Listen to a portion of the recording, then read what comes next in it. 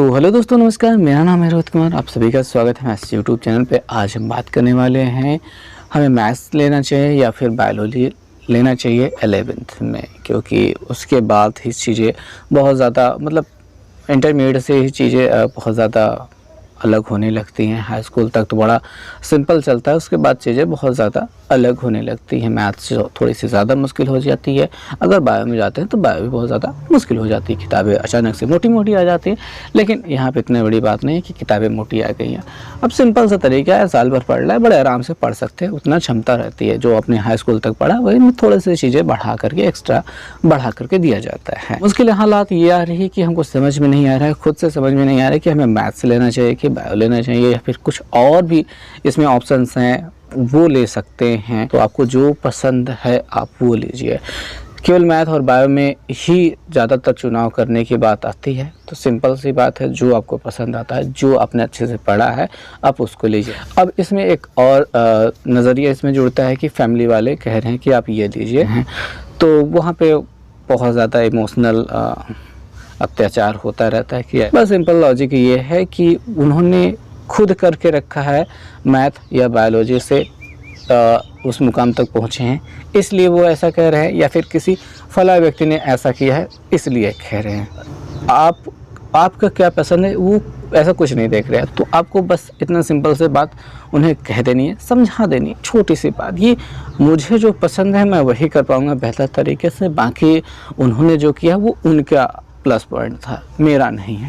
ठीक है, बस ये सिंपल सी बात है। अगर आप खुद कंफ्यूज हैं तो उनसे आपको नहीं समझ में आ रहा है कि आप कौन सा लें, तो आप उनसे पूछ सकते हैं, तो वो जो कह दें आप वो कर ले। अब बात इस चीज़ की कि क्या मुश्किल है, आपने अपने हिसाब से चुन लिया है मैथ या बायो, ठीक है, फैमिली से भी बात कर लिए, चुन लिया है, तो यहाँ पे कुछ समय बाद आपको ये समझ में आएगा, ये लगेगा कि मुझे ये नहीं करना चाहिए था, ये करना चाहिए था। आप थोड़ा सा तकलीफ़ देख करके डगमगाने लग सकते हैं।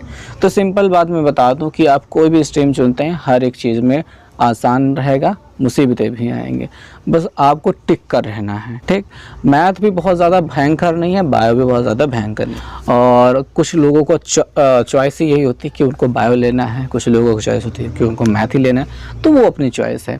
तो अगर आपने एक स्ट्रीम चुन ली है तो आप उसी पे बने रहिए, उसी में उसकी जो खूबसूरती है वो भी देखिए, जो उसकी में मुश्किलें आ रही हैं उसको भी झेलिए। दोनों चीज़ों में ऐसा रहता है, क्योंकि मैंने भी यही सब कुछ झेला है। इंटरमीडिएट में जाने के बाद मैंने जब मैथ ले लिया था, उसके बाद मैं कुछ महीने बाद सोच रहा था कि यार मुझे बायो लेना चाहिए था, क्योंकि मुझे पेड़ पौधे ज़्यादा दिखाई देने लगे। मैथमेटिक्स में धीरे धीरे पढ़ते जाओ, चीज़ें बहुत आसान होती जाती हैं धीरे धीरे, ठीक है, बहुत ज़्यादा मुश्किल की बात है ही नहीं। और अगर बायो के मामले में देखा जाए तो बायो भी बहुत सिंपल सा है, उसमें यहाँ पे फार्मूला नहीं रटना होता है, किसी चीज़ के लिए मुश्किल में नहीं पढ़ना होता है। कि आप मैथ में जैसा कि एक प्रॉब्लम होती है कि अगर फार्मूला में एक जगह प्लस या माइनस आपने किया तो पूरे सवाल आप करते आखिर तक जब पहुंच गए तो आंसर नहीं मिलता। बायो में ऐसा नहीं होता है। एक अक्षर अगर गलत हो जाता है, एक किसी चीज़ का आपने नाम गलत लिख दिया है, बाकी स्टोरी आपको पूरी पता है, तो बाकी सारी चीज़ें आप लिखते चले जा सकते हैं। बस एक ही हेडिंग, तो एक ही चीज़, तो उसमें एक अक्षर आया है वही तो गलत हुआ है, बाकी सारी चीज़ें तो बहुत अच्छे से चली जाती हैं। अब बात कर लेते हैं इनके फ्यूचर की। मैथ लेते हैं तो फ्यूचर क्या है, बायो लेते हैं तो फ्यूचर क्या है।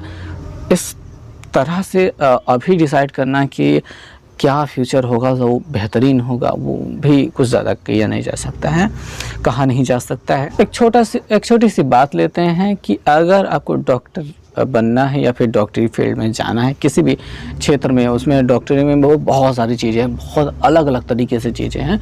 अगर उनमें से किसी एक सेक्टर में आप जाना चाहते हैं तो आपको बायो से जाना चाहिए। इंजीनियरिंग में जाना है तो आपको मैथ से जाना चाहिए, ठीक है। बाकी ऐसी और भी बहुत सारी नौकरियां हैं जो बहुत बड़े स्तर की हैं, जैसे IAS हो गया। इसके लिए आपको ग्रेजुएशन मांगता है। आप किसी भी फील्ड से हो, मैथ, बायो, आर्ट, किसी भी फील्ड से हो, कुछ भी सब चलता है, ठीक है। तो ऐसा होता है कई नौकरियां से जो सभी के लिए कॉमन है। तो आपको जो पसंद आए उस फील्ड से कीजिए, वो फील्ड आगे चल के आपको बेनिफिट देती है, बहुत सारी चीज़ें आप कर सकते हैं।